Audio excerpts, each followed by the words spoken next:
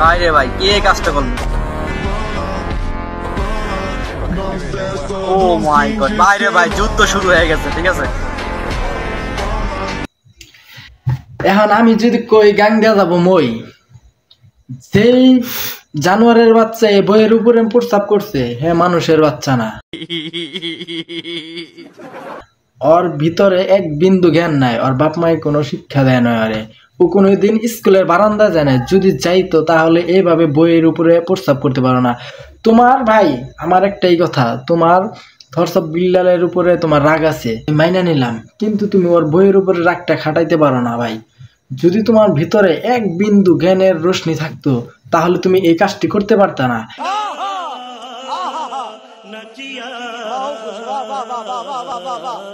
আবার কি করেছো, প্রস্তাব করার পরে ওমর ভাইকে আবার সেই ভিডিওর লাস্টে দেখিয়েছো, তার মানে ওমর ভাই প্রস্তাব করেছে।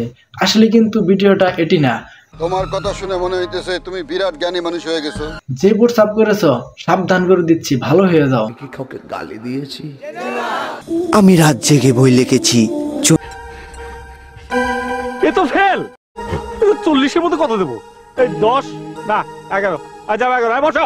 জুনিদাতার গর্জন, বইটির মূল্য 1000 টাকা শুনে সবাই করলো বর্জন। জুনিদাতা জ্ঞানী ব্যক্তি, তার জ্ঞানের অভাব নাই। 1000 টাকা দিয়ে বই কিনলে লস হবে না ভাই।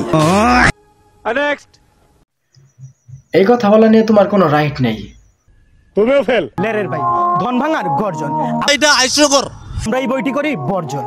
আমার কন্টেন্ট ক্রিয়েশনের গুরু থটস অফ লেরের ভাইকে দেখেই শুরু। পৃষ্ঠা নাম্বার 5, ল্যাম্পটা হয় না আজ। তোদের রোস্টের কারণে থটস অফ বিল্লাল ভাই পাগল হয়ে যাচ্ছে। থটস অফ বিল্লাল আজকে থেকে এই লেচু গাছের পাতা বিক্রি করবে। ভাই তোরা কি পরিমাণ চাপ দিছস, তোরা যারা রোস্টার আছস ভাই, একটা মানুষকে কত চাপ দিবি? তোদের চাপের কারণে সে মানসিক ভারসাম্য হারিয়ে ফেলছে। নিঃসন্দেহে তুই ঠিক কথা বল। আরে ভাই তোরা আর চাপ দিস না, একটা মানুষ তোদের এত চাপ নিতে পারে না, শেষমেশ পাগল হয়ে যাচ্ছে।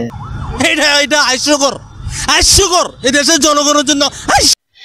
আরে ভাই তোমরা যারা আমার এই ভিডিওটি দেখতেছো ভাববা আমি থটস অফ বিল্লালের চামচা। আরে ভাই না, একটা মানুষের বিবেক জ্ঞান থাকা দরকার। তোমরা কি পরিমাণ যে তার চাপে রাখছো, ইউটিউব ফেসবুক কোনো জায়গায় ঢুকতে পারতেছি না, এই থটস অফ বিল্লালকে সবাই রোস্ট করতেছে।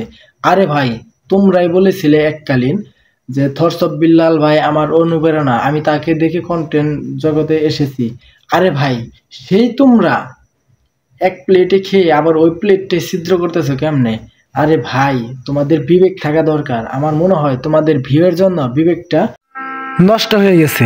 যদি আপনাদের কাছে একটু পরিমাণ ভিডিওটি ভালো লেগে থাকে তাহলে অবশ্যই ভিডিওটি শেয়ার করে দেবেন এবং আমার ইউটিউব চ্যানেলটি সাবস্ক্রাইব করে দেবেন।